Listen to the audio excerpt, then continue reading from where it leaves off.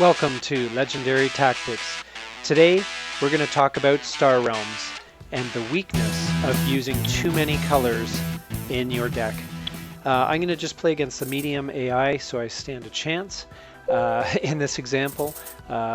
Basically the plan is to pick a bit of a variety of different colors and cards from different factions, and I just want to highlight the fact that it can really hurt your game overall if you're not focusing on what I think should be basically two different colors in your build. Doesn't mean you can't have other cards that aren't directly related, but you want to focus on two builds if you can, and ideally if they're somehow synergistic, they add to the plan that you're already working. So for example, if you get a blob card that increases your card draw and you're playing yellows, that's just going to build you further towards your strategy that you're looking to implement.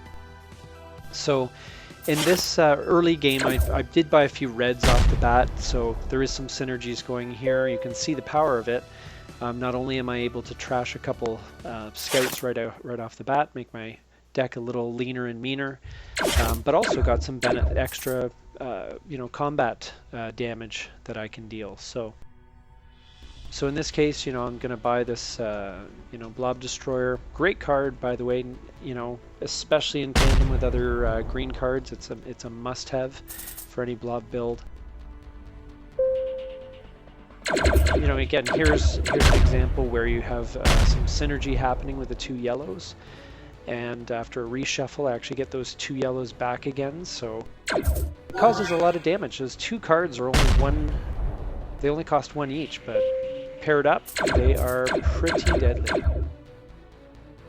And again, I was basically just looking to buy whatever I thought the best card was for the price. I didn't particularly focus on any color per se. I was trying to be colorblind, and you can see right here that I've got those two reds, and that will lead to a synergy there. But that Blob Destroyer is useless in terms of the combo power, which is that it can destroy a base free of charge, or an outpost free of charge on the other side. Now I don't have a base to destroy, but especially as you watch the rest of the game, you'll see a few times where that could have come in handy. Here I've got another red combo again, and you're going to see the benefits of doing that. And again, this is if you're new to Star Realms, or even if you've played it even just a little bit, you'll learn very quickly that synergies really can compound, and that's what helps you to build a superior deck. So I don't want to sort of hammer the point home too loudly here, but you're just going to see hands like this where you have one of each color, no synergies possible, and you miss out on some potential bonuses, including the opportunity to blow up that base with the Blob Destroyer, for example. So what I find is again, you want to find some combos that work well.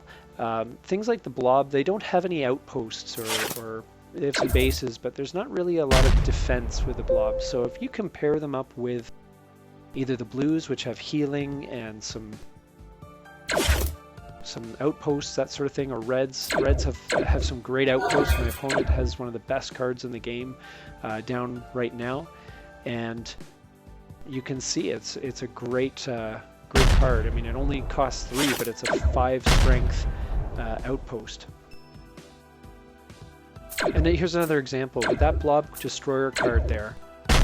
If I had another green paired with it, I could take out that enemy base free of charge. That's an 8 strength base that I could have taken out with just by playing that card with another Blob. And I mean, the efficiencies are incredible.